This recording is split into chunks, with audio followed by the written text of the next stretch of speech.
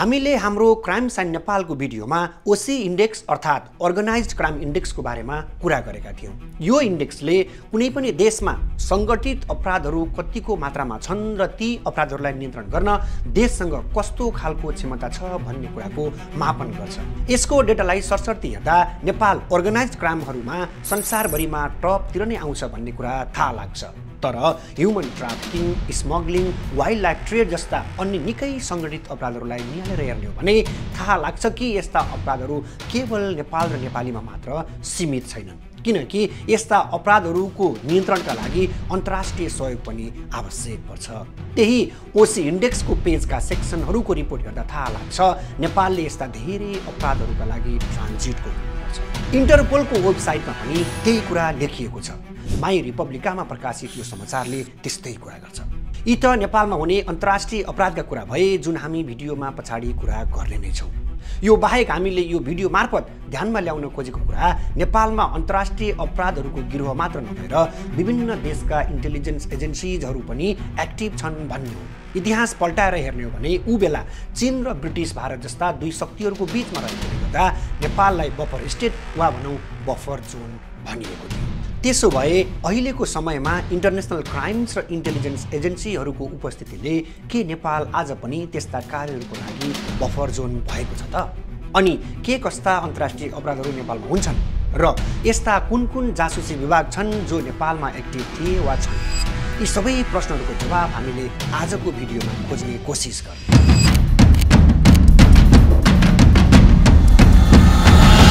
नमस्ते साथीहरू, आउनुहोस् आज हामी यिनै माथि उल्लेखित तमाम प्रश्नहरूको बारेमा परिचर्चा गर्नेछौँ र बुझ्नेछौँ नेपालमा भइरहेका अपराधहरू जसमा अन्तर्राष्ट्रिय संलग्नता छन् र बुझ्नेछौँ कसरी र कुन कुन जासुसी विभागहरू नेपालमा के गरिरहेका छन् भन्ने बारे। नेपाली पत्रपत्रिकाहरूमा आपराधिक गतिविधिमा संलग्न भएको भन्दै अन्तर्राष्ट्रिय नागरिकहरूलाई समातेको खबर आइ नै रहन्छ। पछिल्लो समय त्यसरी समातिने नागरिकहरूमा चाइनिजहरूको सङ्ख्या बढ्दै गएको छ।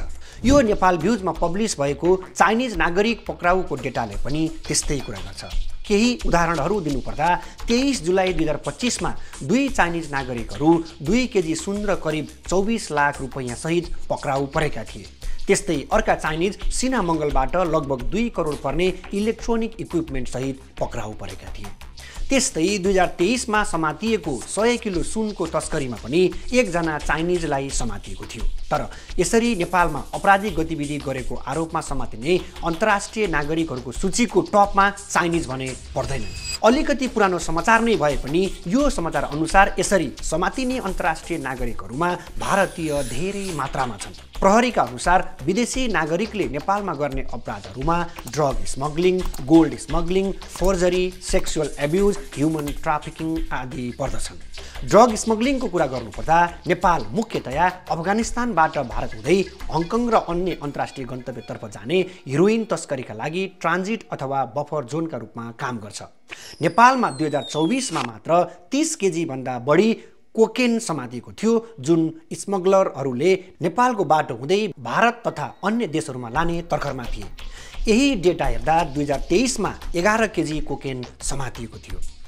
यो डेटालाई सुपरफिसियली मात्र पनि एनालाइज गर्ने हो भने पछिल्लो 1 वर्षमा नेपालबाट भित्रिने र बाहिरिनेको सङ्ख्या वात्तै बढेको देखिन्छ।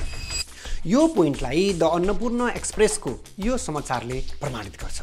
यो समाचार अनुसार अहिले नेपालमा ड्रगको स्मग्लिङ बढ्दो क्रममा छ र यसरी नेपाल ड्रग भित्राउनेमा भारतीय नागरिकहरू धेरै छन्, लगभग 80% जति। ड्रग तस्कर भन्दा पनि पुरानो र नेपालमा ऊ जमानादेखि भइरहेको अर्को तस्करी हो मानव तस्करी। नेपालमा मान्छेलाई लोभ लालसा दिएर फकाउनु र उनीहरूलाई विदेशमा लगेर बेच्ने काम केवल एकजनाको संलग्नताले सम्भव छैन। भन्नुको मतलब यसमा अन्तर्राष्ट्रिय गिरोहको हात हुन्छ। नेपालका बच्चा तथा महिलाहरूलाई विदेशमा वा दक्षिण एसियाका विभिन्न भागहरूमा यी गिरोहहरूले बेचबिखन गर्ने, जबरजस्ती मजदुरी गराउने वा यौन शोषणमा धकेल्ने गर्छन्। ड्रग स्मग्लिङमा त ट्रान्जिट मात्र थियो भने मानव तस्करीमा भने नेपालले आफैमा स्रोत र ट्रान्जिट दुवैको काम गर्छ। हामीले नेपालका चेलीहरू सिमाना पार गएर यौन शोषणमा परेका कुरा त कति सुन्दै आएका छौँ र यसरी मानव तस्करी जस्तो निकै वर्षदेखि चल्दै आएको अपराध अहिलेसम्म पनि समाधान हुन सकेको छैन। कता कता कम भएको महसुस हुन सक्ला, तर त्यो केवल भ्रम मात्र हो।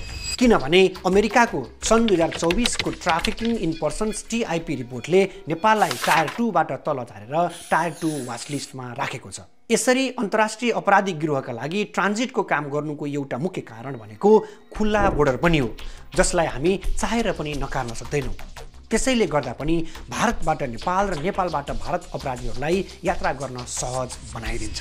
यही कारणले गर्दा नेपालमा हत्या जस्तो अपराधमा समेत भारतीय नागरिकको प्रयोग हुने गरेको छ। एउटा उदाहरण दिनुपर्दा केही समय अघि मात्र नेपाल पुलिसले एक भारतीय शार्प सुटरलाई गोठाटारबाट समातेका थिए।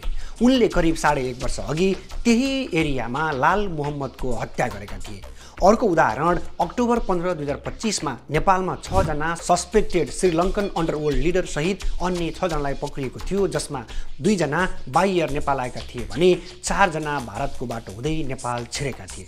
यस्ता समाचारहरू टन्नै भेट्न सकिन्छन्। यो बाहेक नेपाललाई टेररिजमका लागि हब बनाइएको कुराहरू पनि समाचारमा आउने गर्छन्। कान्तिपुरको यो समाचार एउटा उदाहरण हो जहाँ भारतमा समातिएका टेरर सस्पेक्टले नेपाललाई बेस बनाएको कुरा गरेका छन्। यही समाचारमा USA को स्टेट्स डिपार्टमेन्टको 2018 को कन्ट्री रिपोर्ट अन टेरोरिजम अनुसार लस्कर-ए-तैयबा, जैश-ए-मोहम्मद, हरकत उल जिहाद अल इस्लामी जस्ता सङ्गठनले नेपाललाई हबको रूपमा प्रयोग गरेको कुरा लेखिएको छ। यी सबै उदाहरणहरूले के साबित गर्छन् भने कति अपराधहरूको लागि नेपाल साँच्चै ट्रान्जिट वा भनौँ बफर जोन बनेको छ। अपराधहरू त एक ठाउँमा छन्, हाम्रो रिसर्चले के पनि देखायो भन्दा नेपालमा इन्टेलिजेन्स एजेन्सिजहरू पनि धेरै मात्रामा सक्रिय हुँदै आइरहेका छन्। यी देशका इन्टेलिजेन्स एजेन्सिजहरू नेपालमा एक्टिभली हुनुका विभिन्न कारणहरू छन्। हामीले भिडियोको यो भागका लागि सोर्सका रूपमा लिएका मेजर किताब मध्ये थोमस बेलको काठमाडौँ, RK यादवको मिसन र यतीश यादवको a history of India's covert operations हुन्। हामीले यिनै सोर्स र केही आर्टिकल्सका आधारमा हाम्रा पोइन्ट्सहरूलाई राखेका छौँ। पत्रकार CK लालका अनुसार नेपालको जियो स्ट्राटेजिक पोजिसनले गर्दा गोप्य कूटनीतिक र विभिन्न देशका गुप्तचरहरूको मिटिङका लागि नेपालको राजधानी काठमाडौँ एकदमै वेल सुटेड लोकेसन हो। अर्को एउटा आर्टिकल अनुसार खुल्ला सीमा, कमजोर सुरक्षा संरचना र अस्थिर राजनीतिक वातावरणले विदेशी एजेन्सीलाई नेपालमा सजिलै छिर्न र बस्न सहज बनाएको कुरा लेखिएको छ। यस्ता गुप्तचरहरूले नेपालमा बसेर भारत तथा पाकिस्तानका सैन्य गतिविधि, तिब्बती समुदायको चालचलन र सम्भावित उग्रवादी नेटवर्कहरूलाई निगरानी गर्ने काम शान्त रूपमा चलाइरहेको कुरा लेखिएको छ।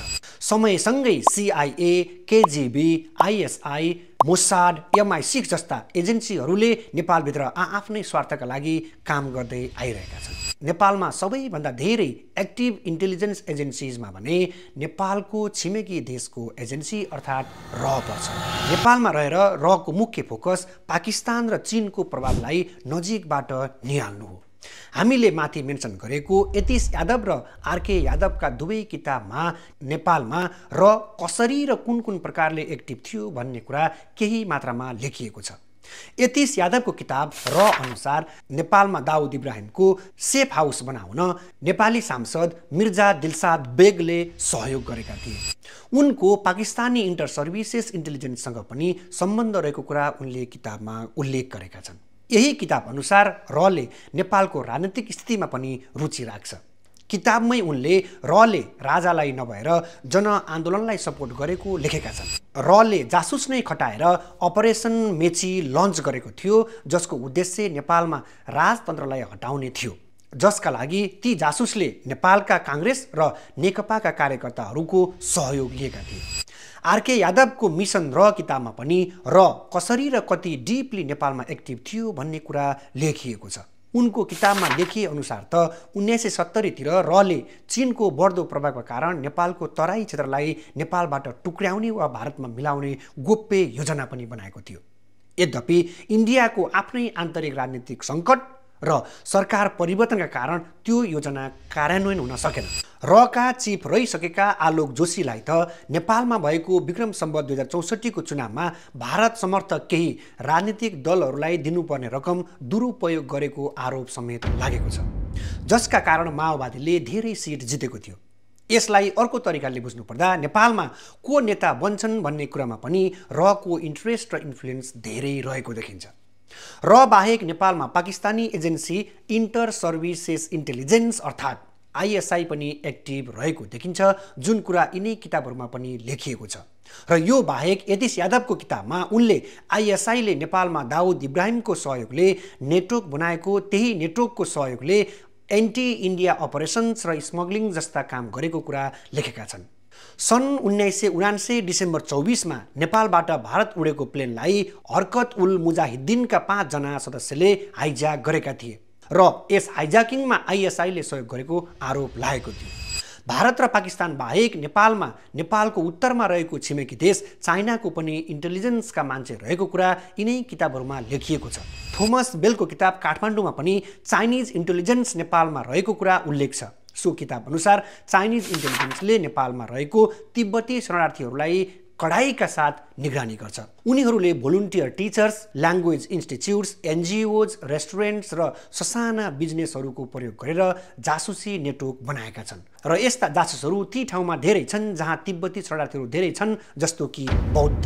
भारत, चाइना र पाकिस्तान त नजिकका देश भए, यी बाहेक अन्य देशका पनि इन्टेलिजेन्स एजेन्सिजका जासुसहरू नेपालमा एक्टिभ छन् भन्ने कुरा थोमस बेलकै काठमाडौँ किताबमा लेखिएको छ।